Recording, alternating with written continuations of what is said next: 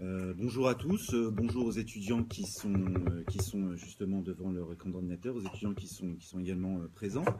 On va ouvrir cette clinique. Je vais vous expliquer le mode de fonctionnement de cette clinique. Alors la vidéo par la suite, elle va être en même temps diffusée sur... je la mettrai sur ma chaîne YouTube pour que vous puissiez la visionner à nouveau. Et ce que l'on va faire, c'est que l'on va prendre une annale CRFPA type.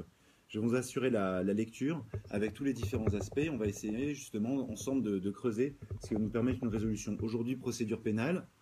La procédure pénale va être justement très significative dans cette épreuve puisqu'on a une épreuve de 2 heures. Là, on est sur une épreuve qui est un petit peu plus longue, donc ensemble, on va voir ce qu'il en est.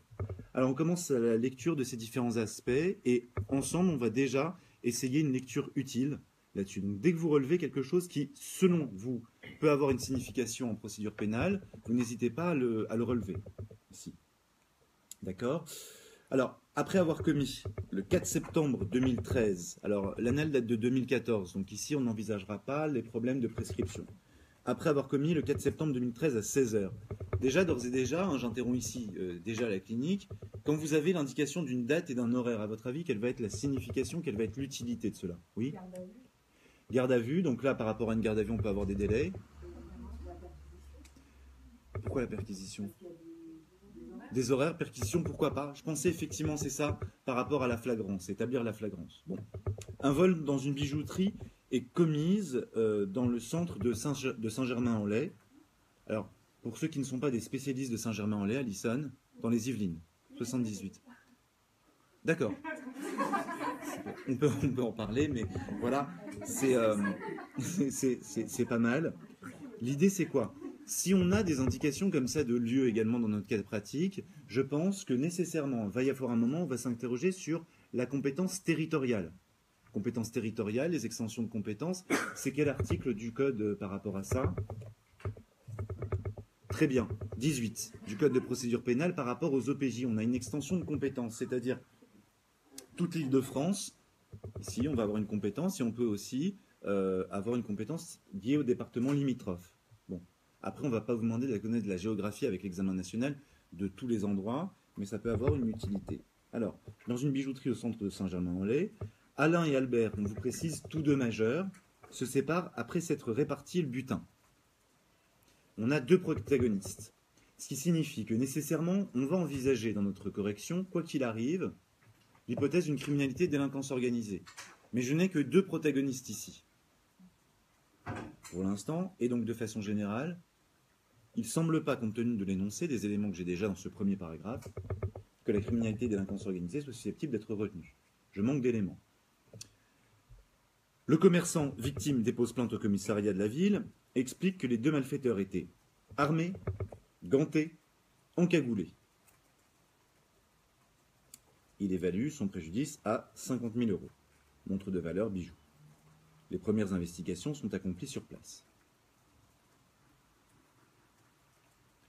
Le lendemain, 8h, Alain, c'est un des deux protagonistes, est interpellé à sa descente en gare du Mans. Alors, Alison, est-ce que vous avez vécu au Mans également? Non? D'accord. Ça peut avoir une idée, ça peut avoir une signification. L'interpellation en descente d'une gare, on va y revenir. Ça peut avoir une signification. Là, on est obligé de faire quelque chose qui est un peu étrange. J'ai un cas pratique qui date de 2014, c'est-à-dire qu'en 2014, n'avait pas été réformée la possibilité de fouiller les sacs, contrôler l'identité dans les gares et justement dans ce type de lieu-là, la fouille des bagages, qui date de la loi du 3 juin 2016 en dernier lieu. Il y a eu deux lois en 2016 qui sont venues réformer. Ça, ce sont des dispositions des articles 78-2-2. Là, j'en suis pas du tout au corrigé, c'est-à-dire je suis à la première lecture.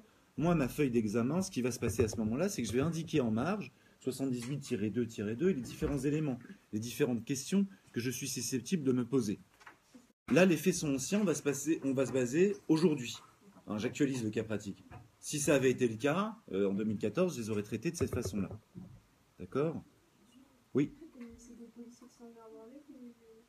On ne nous le dit pas.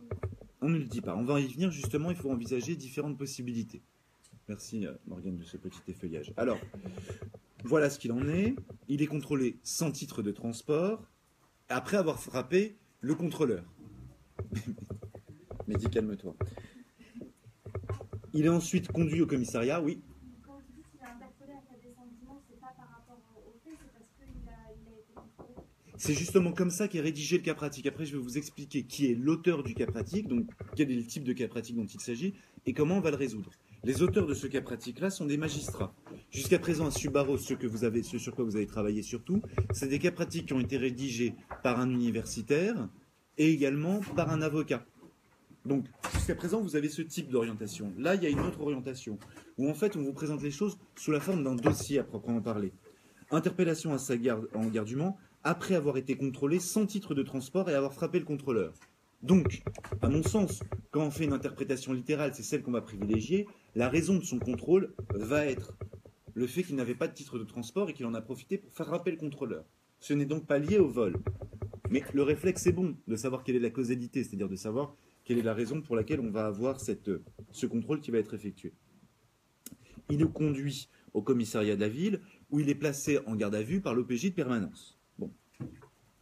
Le lendemain, 8h. Alors, moi, ce que je ferais quand même dans la marge, je ne suis pas très à l'aise par rapport à ce cas pratique, je ne le connais pas bien. Donc, je me dis, les faits ont eu lieu le 4 septembre à 16h. Le lendemain, 8h. Je mettrai quand même le 5 septembre à 8h. Ça peut avoir une signification. Paragraphe suivant, justement, et c'est le dernier paragraphe de l'énoncé, mais on va voir que le reste de l'énoncé figure dans les développements. Le 6 septembre à 4h. Albert fait l'objet d'un contrôle de gendarmerie dans la région de Dunkerque. Alison, vous connaissez la région de Dunkerque? Oui, moi aussi, c'est très sympathique, très belle région. Il y a le festival de Dunkerque, justement. Pas eu la chance d'assister, l'année prochaine certainement. Il est contrôlé donc dans la région de Dunkerque, alors qu'il s'apprêtait à passer en voiture la frontière entre la France et la Belgique. Toute signification d'un lieu va avoir une signification. Donc là, immédiatement, ce à quoi ça peut me faire penser, ça va être l'hypothèse d'un contrôle Schengen. Les gendarmes venaient de constater que sa voiture faisait des embardées. Même pas nécessaire. Le contrôle à l'éthylotest révèle un taux de 1 mg par litre d'air expiré. Il est placé en garde à vue. Lors du contrôle, les gendarmes regardent un lot de montres sur le siège arrière. On est là, le 6 septembre à 4h. Je vais faire des corrélations par rapport aux dates et aux heures nécessairement. 6 septembre à 4h, je suis donc moins de 48 heures après les faits. Précisément, je suis exactement 36 heures après la commission des faits. J'ai là une indication par rapport à mon cadre juridique. Et j'ai des questions. Il s'agit donc là d'un cas pratique à question fermée. Ce qui signifie que j'ai peu de latitude. Ce qui signifie que ma structure, ce sont les questions. Question 1. Et mes subdivisions, ce seront question 1 et ainsi de suite. Pourquoi je ne dois en aucun cas aller égarer mon correcteur? Mon correcteur va suivre. J'ai question 1 jusqu'à question 6. Une question, s'il n'y a pas de subdivision précise, mais que c'est large, est-ce qu'on peut nous-mêmes subdiviser? Oui, mais tu t'expliques. Tu mets le présent cas pratique, soulève plusieurs questions que nous enverrons successivement et tu dois suivre l'ordre du cas pratique impérativement. Jeune fille. Quand c'est fermé, justement, quand il y a des questions de 1 à 6, comme là en l'espèce, le fait de traiter par exemple la question 3 avant la question 2, etc., est-ce que ça peut être préjudiciable pour nous? Oui. Traiter des questions dans l'ordre est essentiel, vous devez traiter impérativement des questions dans l'ordre. Et c'est là où Solène, ça lui fait beaucoup de mal, parce que Solène se dit, oui, mais si je ne sais pas la question 2, Solène, ne t'inquiète pas, les feuilles sont fournies par l'IEJ. Du coup, tu vas sauter 1 ou 2 pages pour te laisser le temps de résoudre ou de trouver une réponse. Parce qu'il faudra laisser aucune réponse en blanc à la fin. On va y revenir. Il vaut mieux à l'écrit écrire quelque chose dont vous n'êtes pas absolument certain, plutôt que de ne rien écrire. Et on va y revenir. Qu'est-ce qu'on peut mettre justement comme type de formulation? Quelle est votre vraie question? C'était ça, parce qu'à mon avis, elle nous dit de commencer par ce qu'on sait pour nous mettre en confiance. Oui. Sur la procédure, comme il y a une gradation, une évolution de la procédure, moi je vous conseille quand même de le faire de façon linéaire, même si vous n'êtes pas très à l'aise. Pourquoi? Si tu fixes mal, par exemple, ton cadre juridique et tu as un doute là-dessus, tout découle de ça. Donc tu risques d'avoir tout faux et t'en rencontres à la fin. Et donc ça va te faire du mal. Quentin, ça va? Quentin, vous allez bien? D'accord. Vous allez arrêter d'embêter Mehdi, hein, tous. Il est protégé. Alors, question 1, elle se subdivise en 2 sous-questions. La garde à vue d'Alain est-elle justifiée? Première question. Sur quelle infraction se fonde-t-elle? Deuxième question. La garde à vue d'Alain est-elle justifiée? Sur quelle infraction se fonde-t-elle? Là, c'est un exercice de qualification qui va supposer nécessairement, à mon sens, d'avoir fait preuve d'autorité par rapport au sujet. Vous devez inverser les deux questions. Pourquoi? Parce que si c'est juste un contrôle, le fait qu'il n'ait pas son billet, ce n'est pas suffisant pour justifier une garde à vue. Donc d'abord, je veux une qualification. Et c'est là où Diane, ça lui fait énormément de mal, ce qu'on vient de dire, parce qu'elle se dit, mais c'est une épreuve de procédure pénale, et là, vous nous dites de faire du droit pénal. On a besoin de faire du droit pénal, de qualifier les faits, même de façon succincte. Pourquoi? Pour parvenir par la suite à savoir quel est le cadre juridique. Ce qui nous importe beaucoup pour savoir si la garde à vue est justifiée, c'est s'agit-il au moins d'un délit puni d'au moins 1 an d'emprisonnement. Pourquoi au moins 1 an d'emprisonnement? Je vais y revenir. Si c'est un délit puni d'emprisonnement, ça justifie une garde à vue. Si au moins 1 an, ça peut faire l'objet d'une prolongation de garde à vue. J'en ai besoin de le savoir. Alors, quelle est l'infraction commise et justifie-t-elle la garde à vue? Diane, comme c'est la dernière personne que j'ai interrogée, désignez-moi qui va m'indiquer ça. Qui va répondre? C'est vous qui me dites qui va répondre à ça. Ouais. Je vous répète dans l'énoncé. Il a interpellé la descente de gare. Il est contre les sentiers de transport après avoir frappé le contrôleur. Ouais. Ce sont des violences volontaires, oui. Mais parce que là, on ne dit pas s'il y a fouille ou pas, parce que s'il y a fouille. Non, on ne nous dit pas. Mais est-ce que normalement, parce que dans un contrôle comme ça, normalement, une fois qu'il y a des violences et tout ça, on peut lui demander de fouiller son sac.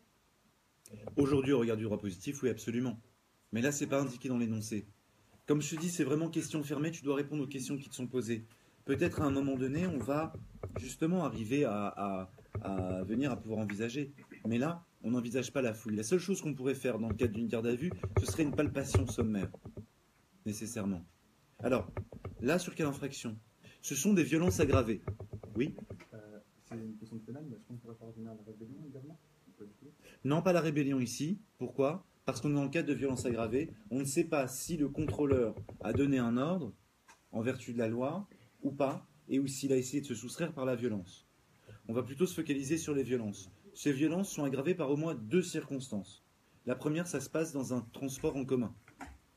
La deuxième circonstance, c'est qu'on est certainement face à une personne qui est dépositaire de l'autorité publique. On a 2 éléments. Pourquoi c'est important pour moi?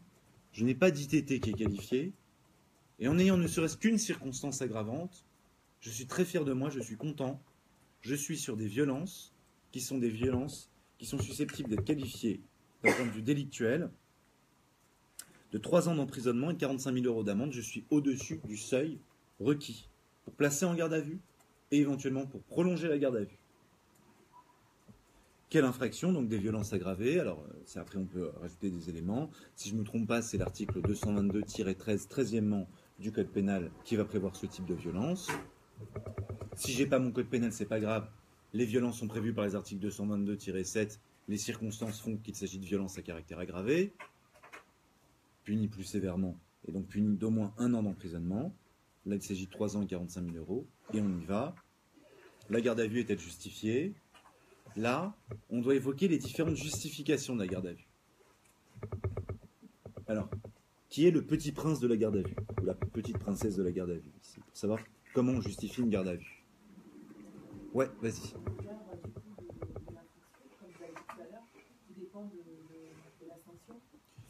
Ouais. Premier aspect, alors effectivement, par rapport à l'infraction commise. C'est bon, condition qui y est. Oui? Est-ce qu'on ne place pas d'abord le cadre de la garde à vue, c'est-à-dire si on est en flagrance ou en... Exactement. D'abord, il me faut un texte. Ok. Là, si on est en flagrance, c'est... Alors, est-ce qu'on a... Ah, voilà, vous avez bien compris mon raisonnement. Selon l'article 53 du Code de procédure pénale, la flagrance va reposer sur un critère qui est un critère temporel et un critère matériel. Il est interpellé juste après avoir frappé le contrôleur, le critère temporel y est. L'infraction vient de se commettre. La flagrance est donc caractérisée en ces différents éléments. Plus encore, il s'agit d'un délit puni d'emprisonnement. Dans ce cas-là, le cadre juridique de la garde à vue résultera des articles 63 et suivants du Code de procédure pénale. Premier élément, l'infraction justifie-t-elle la garde à vue? C'est comme ça que je vais le justifier. La réponse est positive, on vient de le voir. Deuxième élément, pour justifier une garde à vue, oui?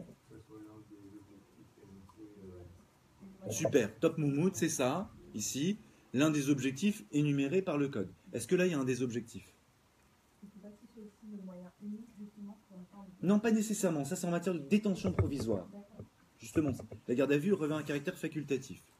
L'un des objectifs, tu veux dire un des objectifs?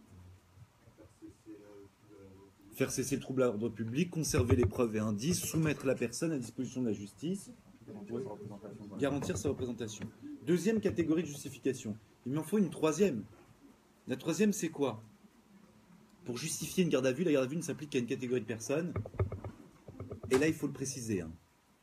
Les suspects, et je vais rajouter un élément pour le fondement juridique, majeurs. Les suspects majeurs, là on nous dit qu'ils sont majeurs, très bien. S'ils sont mineurs de 16 ans, c'est un autre cadre juridique, c'est l'ordonnance de 45. Là on précise qu'ils sont majeurs, utilisons tous nos éléments. Il s'agit de suspects, c'est-à-dire de personnes à l'encontre desquelles il existe des raisons plausibles et sans présumer la participation à l'infraction. Comment ça? Une personne assermentée nous dit « c'est lui qui m'a frappé ». C'est suffisant pour justifier une garde à vue. Oui? Vous avez évoqué le cadre de l'enquête de flagrance, mais du coup, on place où? Le cadre de la flagrance, alors c'est à titre liminaire où vous voyez ce cadre juridique.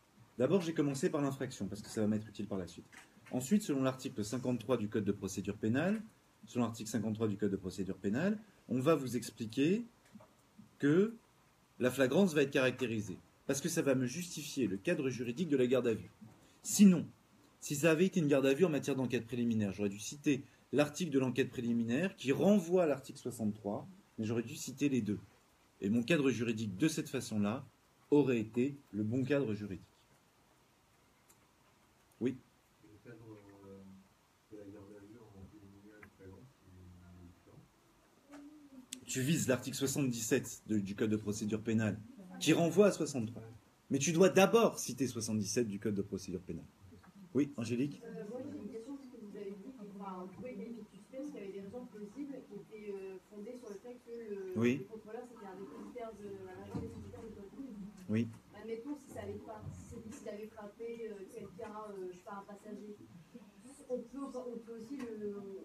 S'il le désigne, réfléchis par rapport à une dénonciation anonyme. Une dénonciation anonyme ne justifie pas la flagrance. Mais par contre, s'il n'est pas anonyme, ça justifie la flagrance. Si tu dis « lui m'a frappé », ça peut constituer pour l'OPJ, qui a la libre disposition, des raisons plausibles et sans présumer la participation à l'infraction. Et c'est pas conditionné à la qualité de la personne qui Non, non.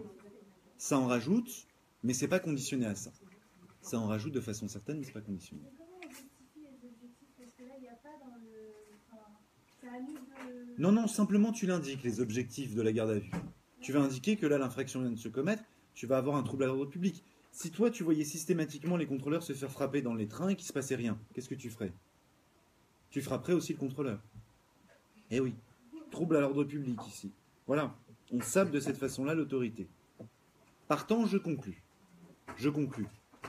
La garde à vue était-elle justifiée? La garde à vue est donc justifiée, elle se fonde sur tel élément. J'ai une question à vous poser. Peut-être suis-je allé vite, mais pourquoi n'ai-je pas envisagé la criminalité et la délinquance organisée? Il est tout seul, et le fondement de la garde à vue, c'est cette infraction commise tout seul. S'il est tout seul, il est inconcevable, seul, de constituer une bande organisée, Morgane. Tu peux pas quand tu es seul. Non, tout seul, tu peux pas être une bande. Attention, trafic de stupéfiants, ça suppose aussi d'autres personnes. Voilà. Oui. Mais là, on a dit violence. D'accord. Ok. Oui.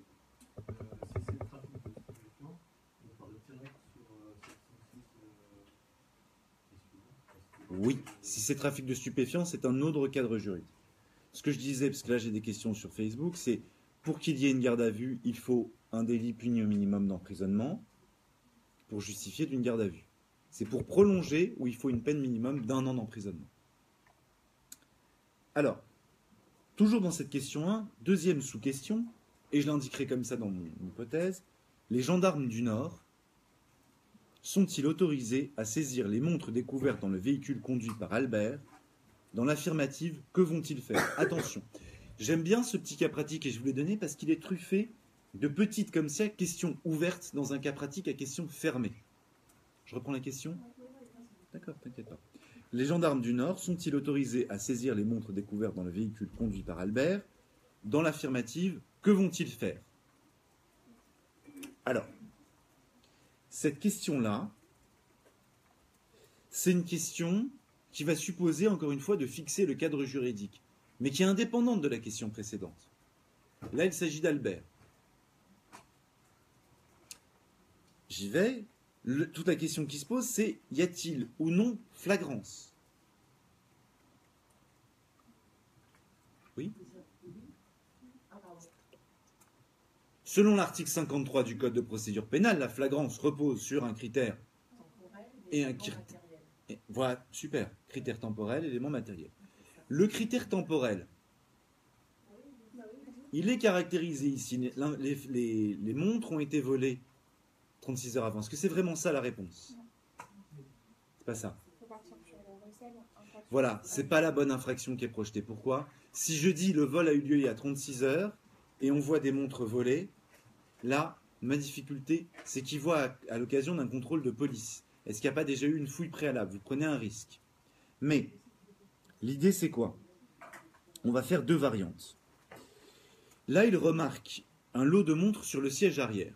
Moi, la question que je veux vous poser, c'est à l'occasion du contrôle de police, ils demandent d'ouvrir le coffre, ils refusent, ils ouvrent même le coffre et trouvent des montres. Là, la grande question qui se pose, c'est on va changer le cadre juridique. Alors, on maintient d'abord le cas pratique. Là, en faisant le contrôle, ils voient des montres sur la plage arrière, donc tu as un vol, tu as sur la plage arrière, le critère temporel, donc on est en dessous de 48 heures, c'est bon, ils le voient de visu, c'est un indice apparent. La flagrance est caractérisée, pas de difficulté. Maintenant, autre cadre juridique, il demande d'ouvrir le coffre, il ouvre le coffre, il voit des montres. Et l'infraction a eu lieu 6 mois avant. Dans une telle hypothèse, je serai aussi en flagrance. La fouille du véhicule, elle peut se justifier par les dispositions que vous connaissez. C'est l'article 78-2.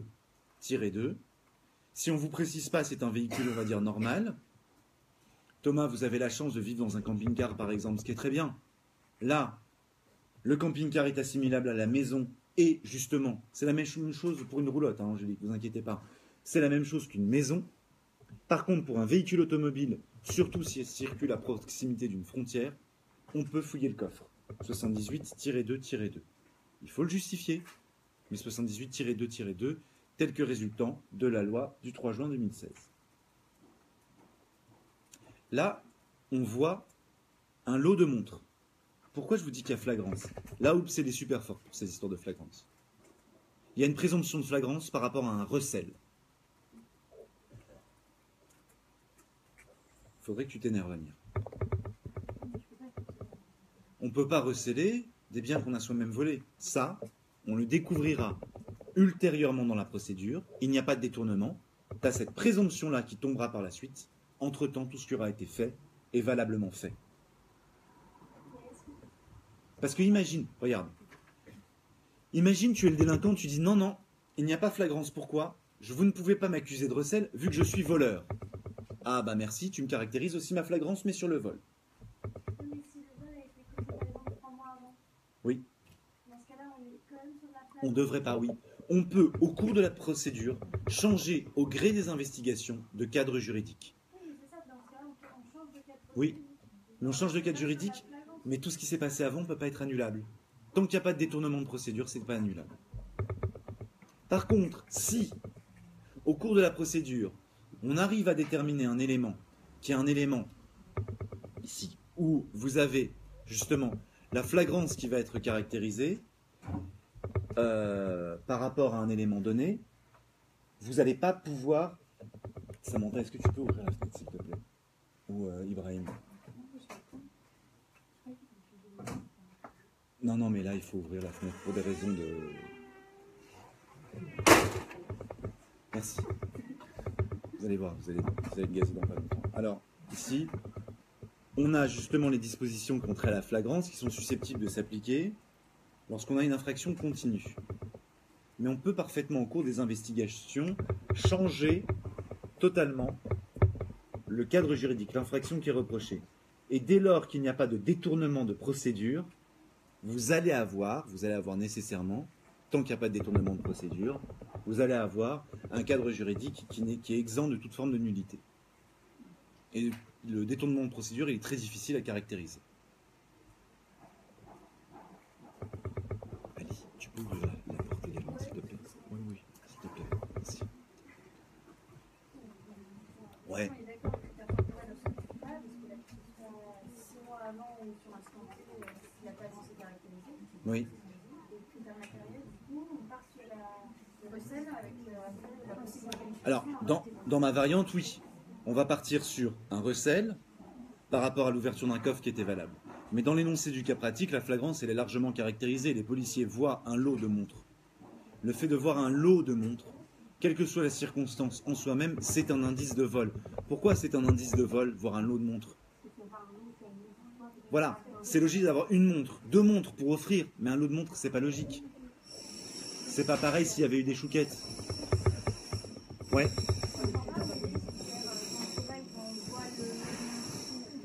L'infraction a été commise quand? L'infraction a été commise 36 heures auparavant. C'est pas une constatation par rapport aux policiers. Il n'existe de flagrance que si, justement, vous avez une infraction qui vient de se commettre. Oui? Donc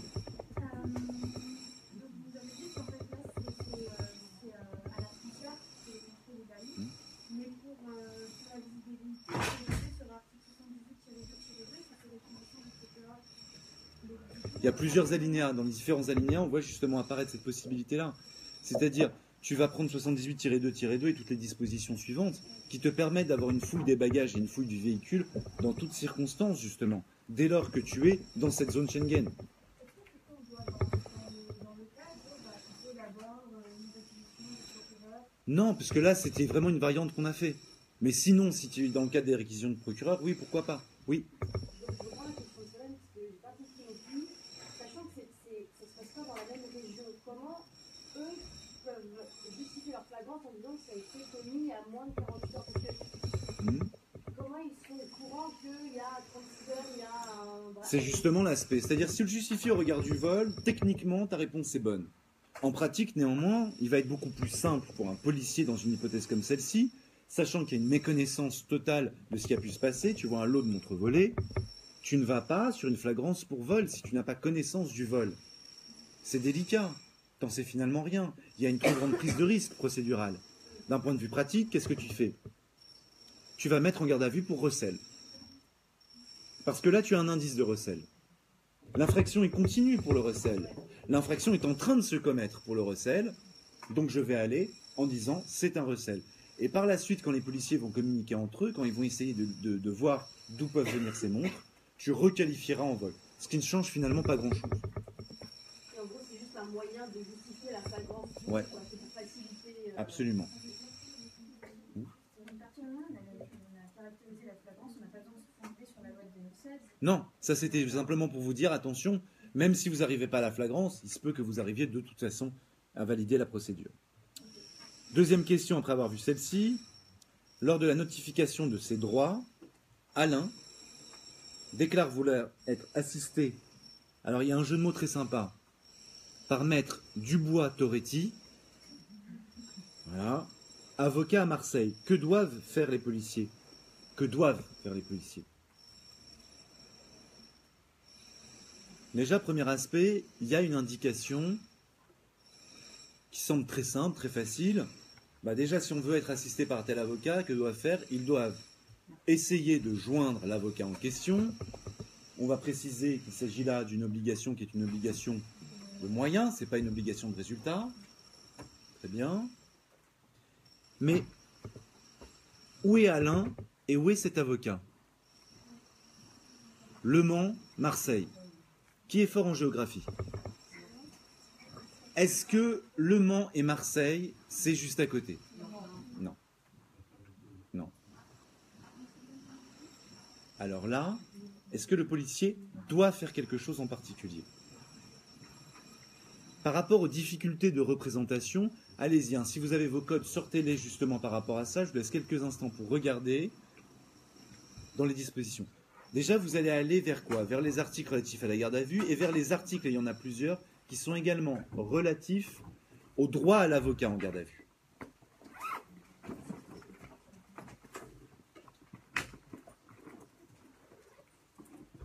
Vous allez là découvrir plein de nouveaux petits articles que peut-être vous n'avez jamais rencontrés. Tout technique pour voir justement ce qu'il doit faire.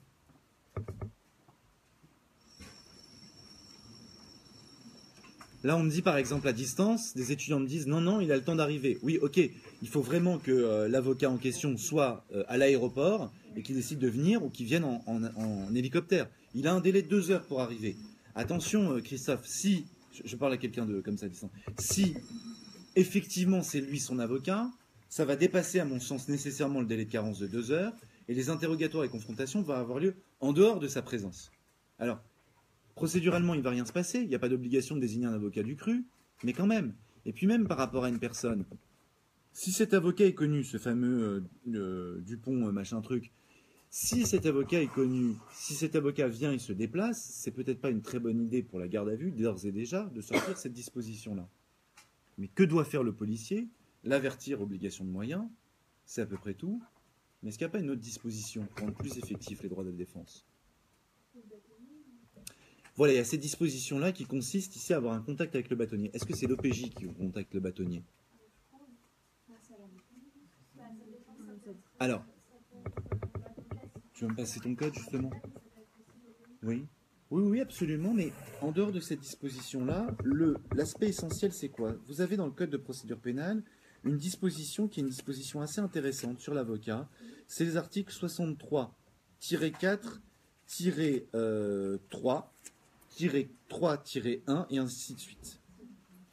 On va vous dire, dans ces dispositions-là, que s'il y a la moindre difficulté qui va se poser, eh bien, la moindre difficulté peut conduire à contacter le bâtonnier, et le fait de contacter le bâtonnier peut avoir certaines répercussions. L'idée c'est quoi? C'est que justement, lorsqu'on va désigner l'avocat en lui-même peut demander, déjà, il va être informé si on transporte l'individu dans un autre lieu, il y a le délai de carence qui va s'appliquer, et vous avez aussi la possibilité pour la police de reporter la présence de l'avocat sur une certaine durée. Quand il reporte sur une certaine durée, il faut qu'il le justifie au regard des nécessités de l'enquête. Et le process qui est prévu, c'est quand il reporte, il fait intervenir le procureur. L'idée de façon générale, si le policier constate que l'avocat est trop loin, ce qu'il doit faire, c'est rien de plus que ce qu'il a dans les textes, mais on peut néanmoins lui conseiller, ce policier-là, de s'ouvrir de cette difficulté au procureur, pour qu'éventuellement le procureur contacte le bâtonnier. Mais en aucun cas, et c'était le piège de cette question-là, l'OPJ doit conseiller à la personne placée en garde à vue de choisir tel autre avocat. Un autre avocat, pourquoi pas, mais pas tel autre avocat, sinon il interfère dans les droits de la défense. Oui? Est-ce que vous pouvez reprendre l'ordre des Ouais. obligations? En fait, l'obligation, c'est simplement de contacter l'avocat qui a été désigné. Néanmoins, étant loin, on peut considérer que l'OPJ peut inviter la personne, peut en tout cas éclairer la personne sur le fait que l'avocat étant loin, il risque de dépasser le délai de carence avant d'arriver. Délai de 2 heures avant son arrivée en garde à vue. Merci Mehdi. Il risque de dépasser le délai de carence en matière de garde à vue et donc d'arriver postérieurement au début des interrogatoires et confrontations sur le fond. S'il souhaite une présence effective de l'avocat, autant contacter un avocat qui est plus proche géographiquement. S'il perçoit une difficulté plus grande encore, autant contacter le procureur de la République. Oui? Cette information sur le délai de carence, c'est une obligation qui s'impose à l'OPJ ou ça... Non. Pas du tout. Non. Okay. Que doit faire l'OPJ? Je vous ai dit, il n'y a pas grand-chose qu'il doit faire. Ce qu'il doit faire, c'est obligation de moyens, prévenir l'avocat en question. Et c'est une obligation de moyens. Même s'ils n'arrivent pas à joindre l'avocat, ils laissent un message. Oui. Le fait de contacter le procureur, c'est uniquement s'il décide de reporter la garde. Ouais, s'ils décident de reporter. Mais là, le mieux, c'est de le faire quand vous avez une difficulté comme celle-ci. Pourquoi ? Parce que vous pouvez avoir une difficulté qui peut se poser en termes de nullité. Le droit à l'avocat va être assorti d'une nullité particulièrement forte. Pour éviter toute forme de contestation, il vaut mieux ici essayer de rendre ce droit effectif. Là, en ne faisant que le contacter une fois, ça pourrait soulever par la suite un contentieux. Qui n'aboutirait pas, mais ça peut renforcer le fait de demander une nullité. Oui, Ariane ? Et le fait de dire de prendre un avocat, enfin un autre avocat et pas tel avocat, Ouais. il donne une liste des avocats, parce que comme la Oui. personne Ah non, est originaire de je sais pas où, mais pas de liste à Ariane. elle ne peut pas lui donner une liste. Tu lui des dis, avocats, dans ce cas-là, c'est les par services du bâtonnier.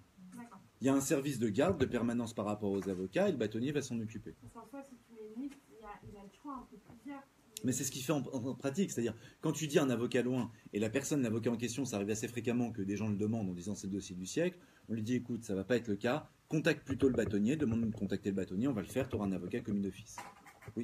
Sur l'obligation de moyens du policier, Oui. comment on apprécie s'il a bien réalisé son obligation de moyens? Est-ce qu'il doit appeler pendant... Généralement, il appelle, il laisse une preuve de ça, c'est-à-dire il marque sur le procès verbal, sur le carnet de gendarmerie, tel jour, telle heure, et appeler et laisser un message. Et ils le font effectivement. Il n'y a aucun intérêt, je vois pas d'hypothèse de policier qui viendrait, qui essaierait de feinter de ce point de vue-là. Ouais. Voilà ce qu'ils doivent faire. Ça, quand vous avez une question comme ça, en gros, c'est un cadeau de 2 points, 2 points et demi qui vous est fait. On prend, on est content. Oui. Mais j'ai pas compris pourquoi le fondement de cette obligation de moyens, c'était 63-4-3. Dans 63-4, cette obligation de moyens. Okay. C'est le fait de prévenir l'avocat. Et ensuite, le fait de prévenir le procureur. En fait. Non, ça c'est si le policier veut effectivement aider la personne à être défendue par cet avocat-là. Donc il reporte la présence de l'avocat. Ça, c'est pas à lui conseiller. Ce qu'il doit faire, c'est simplement prévenir. Obligation de moyens. Question 3. Albert, quant à lui, ne veut pas d'avocat. Il reconnaît que les montres proviennent du vol commis à Saint-Germain en compagnie d'un certain Charles. Et là, par contre, c'est, à mon sens, une des questions difficiles du cas. Que doivent faire les gendarmes ?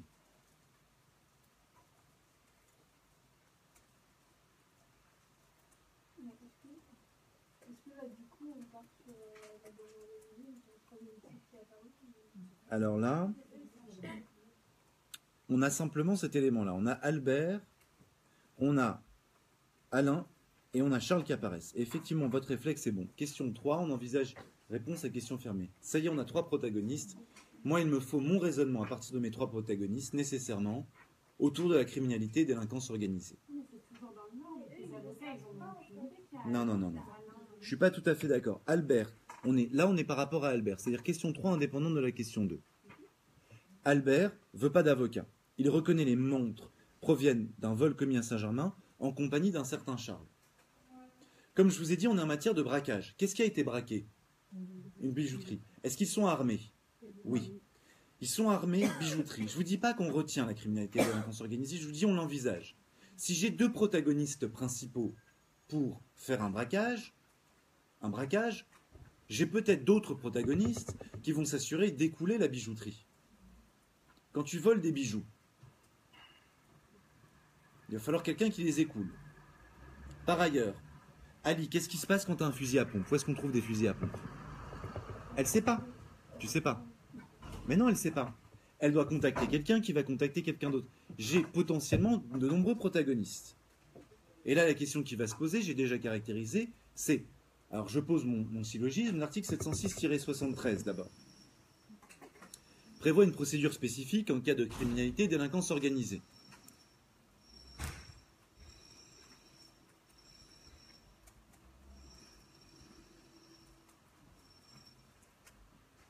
Dans cette procédure spécifique en cas de criminalité et de délinquance organisée, voyons dans l'article 706-73 si est listée l'infraction en question.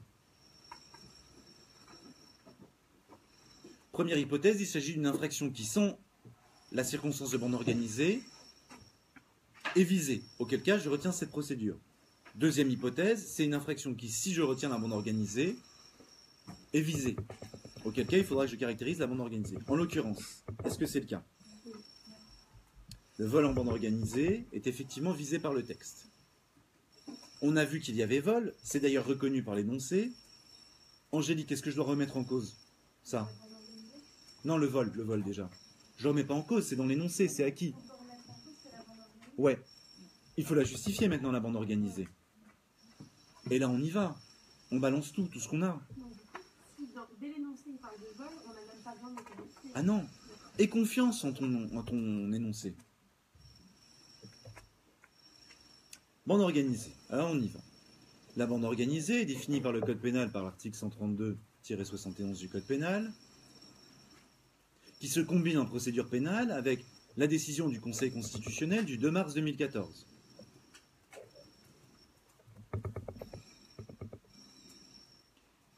Là, l'élément qui peut être problématique, c'est toutes les interrogations au niveau d'une garde à vue, d'une décision de la chambre criminelle que vous citez. Alors là, mes étudiants de Subaru ne le citent plus du tout parce que je les ai massacrés avec ça.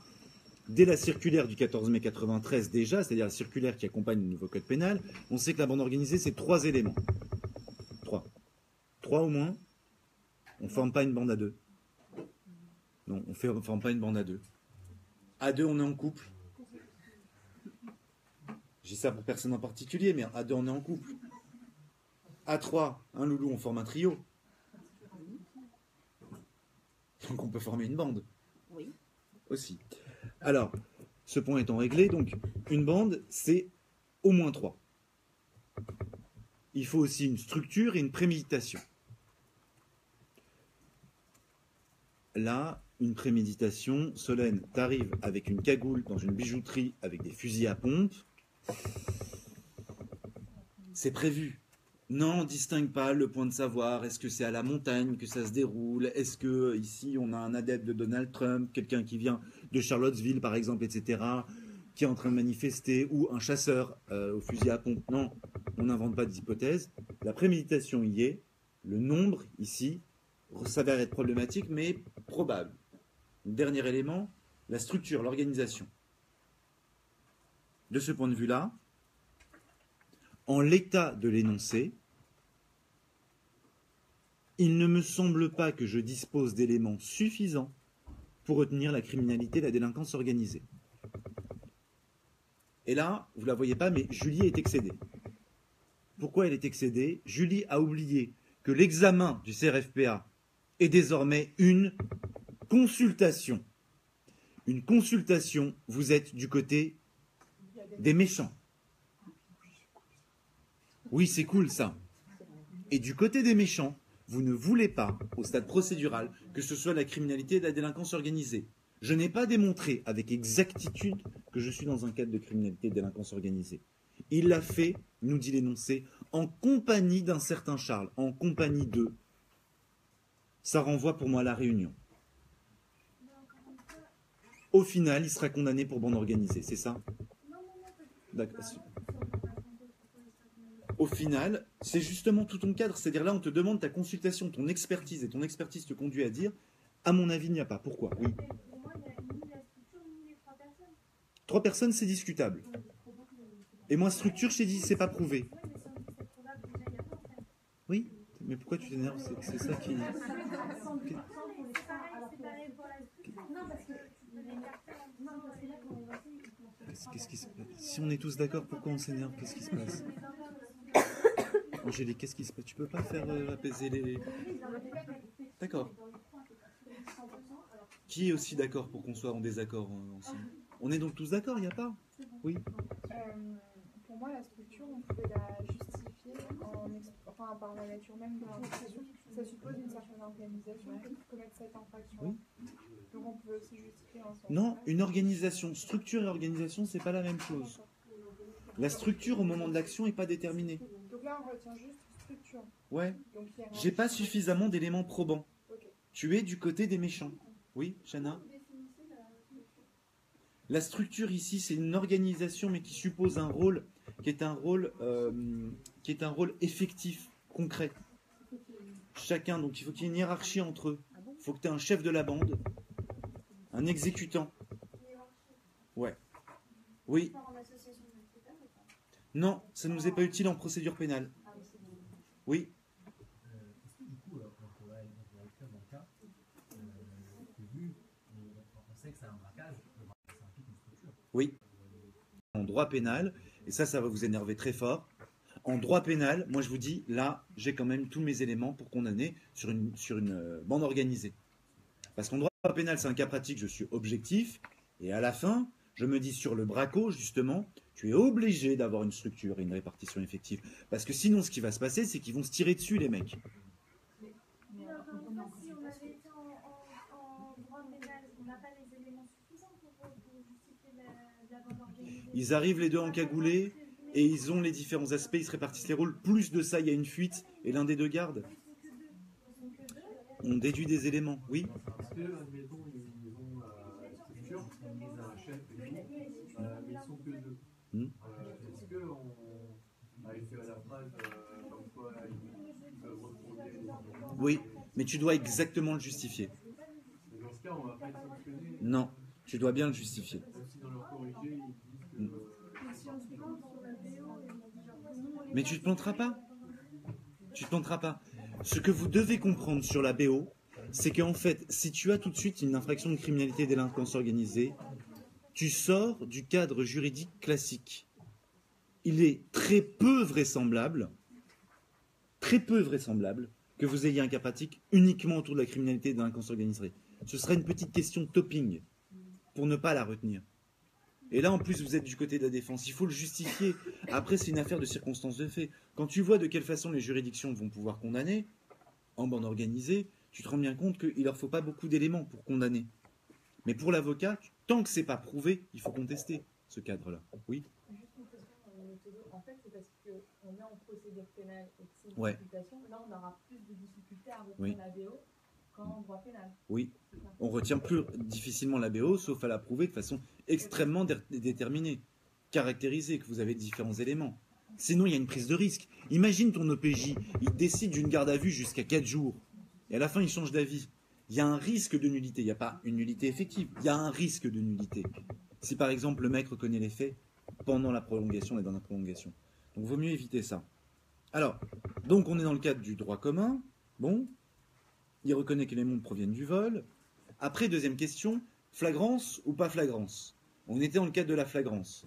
Mais je dois continuer à alimenter. Est-ce que je suis toujours en flagrance? Qu'est-ce qu'il faut pour que je continue à être en flagrance? Une continuité des actes de procédure. Il a été interpellé, placé en garde à vue, il est maintenant auditionné. Il y a bien une continuité, je suis toujours dans le cadre de la flagrance. Ali, je le précise ou pas? Ouais.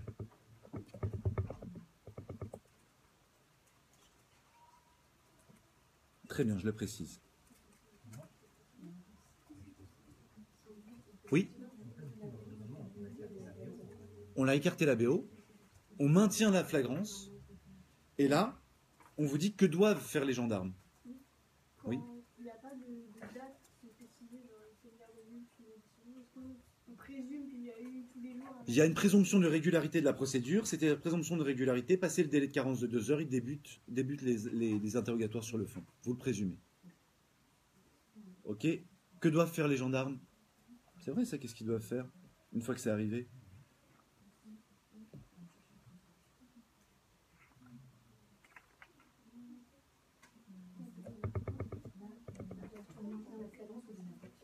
Ouais.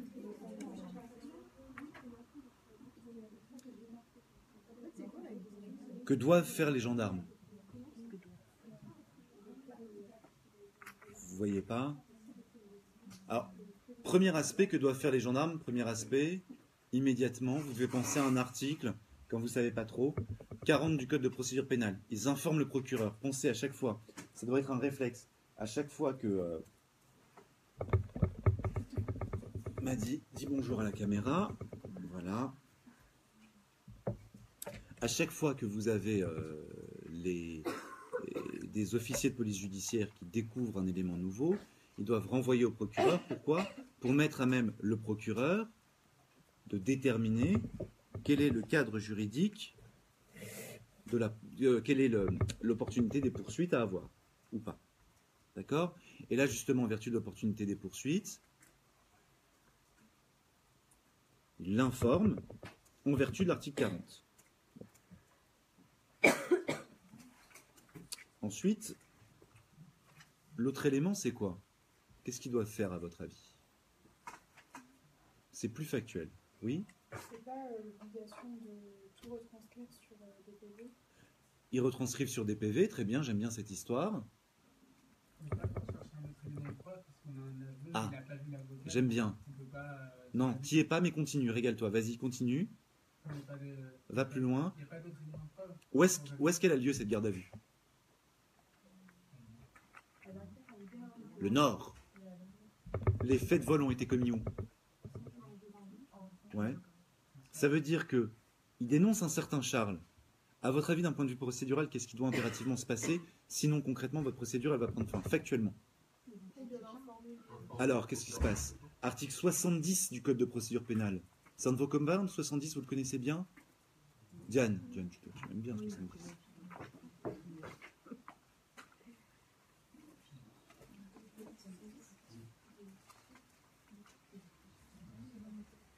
C'est un des pouvoirs X-Men du procureur de la République. Le mandat de recherche.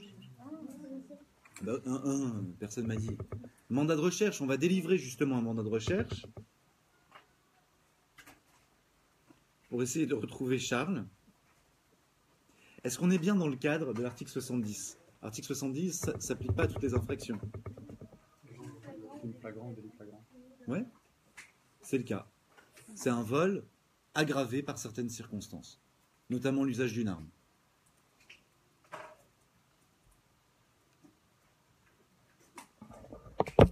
Voilà ce qu'il en est. Alors, l'on continue.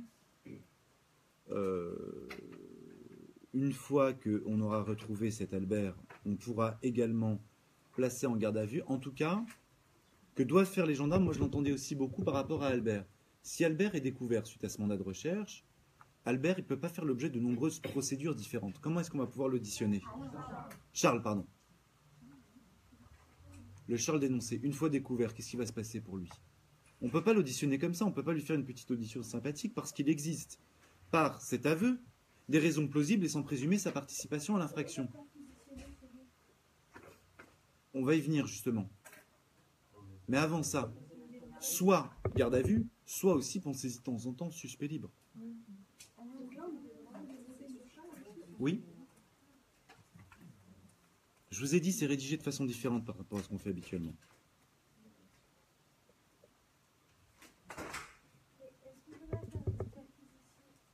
T'es à fond sur cette histoire de perquisition, on y vient justement.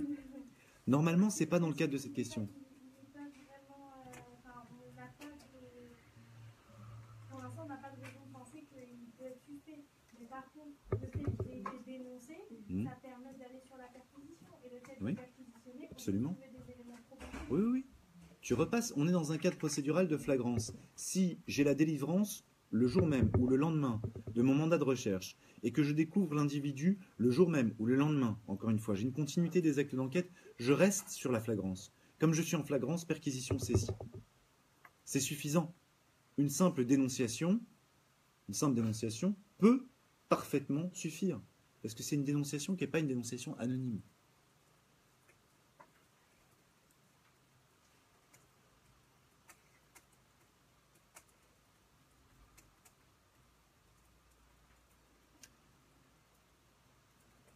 D'accord? Question suivante. Cette fois, donc il y a une ouverture d'une instruction, c'est ce qu'on en déduit. Un JLD est également saisi.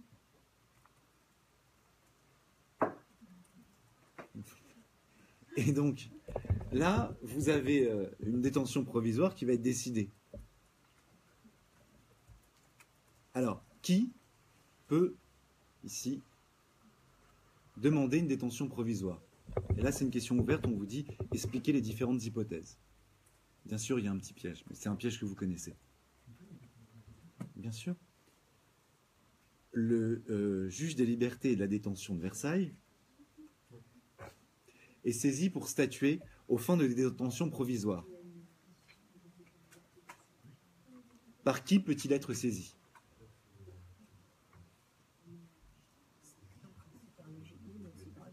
Alors, en principe, par le juge d'instruction, Vous détaillez, c'est relativement simple, les dispositions habituelles 137-4. Cette question-là était affublée d'un 4 points. Ça vous rapporte 1,5 point. Il y a 2,5 points sur une question type quiz. Amir, ils sont pour toi, ces 2,5 points. Tu les prends. Non, mais tu peux faire appel à un ami aujourd'hui.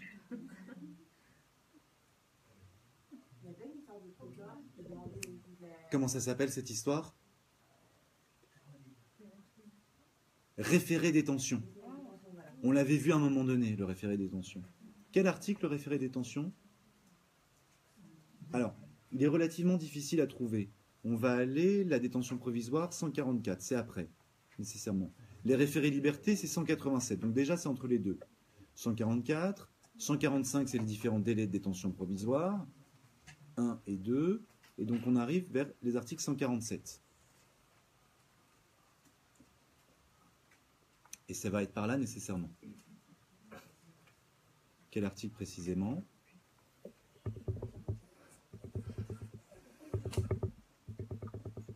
Le référé détention, c'est quel article?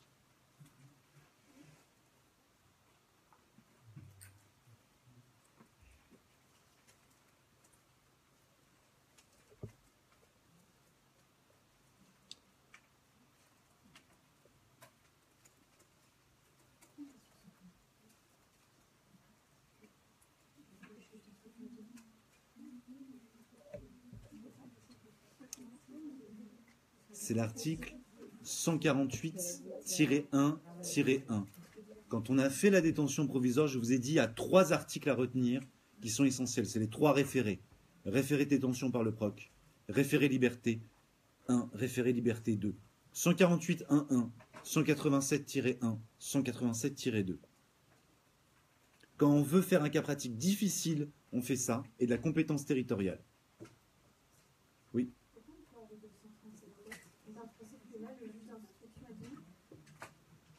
Non, je n'ai pas parlé. Je vous dis simplement pour le cibler. Il faut que vous arriviez à comprendre l'organisation du code de procédure pénale physiquement. Le plan, il est mal foutu. On a rajouté ces dispositions quand on a créé le JLD. Non, c'est 148-1-1.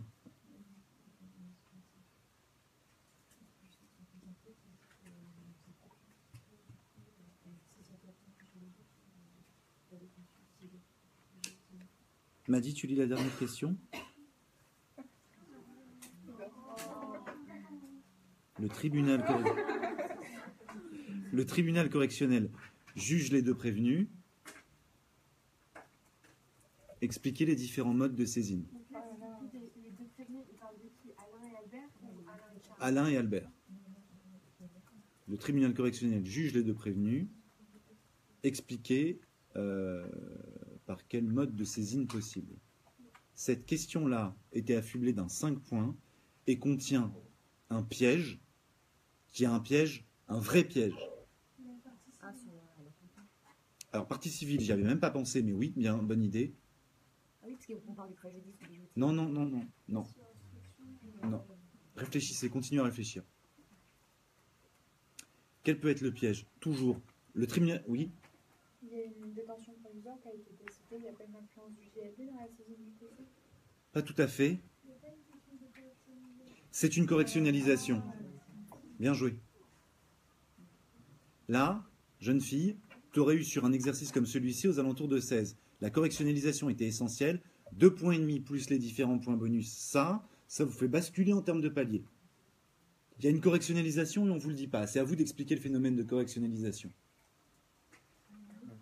Pourquoi il y a une correctionnalisation? Reprenez l'infraction qui est reprochée. Vol, arme, réunion et ou bande organisée. On est sur du criminel, les enfants. Ça a été correctionnalisé. Très bien joué. L'article 469 prévoit la correctionnalisation.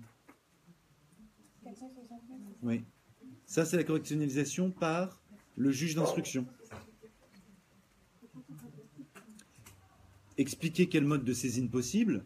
Il y a eu un JLD saisi. Attendez, le JLD est saisi aux fins de mise en détention provisoire. Est-ce qu'il aurait été possible que le JLD soit saisi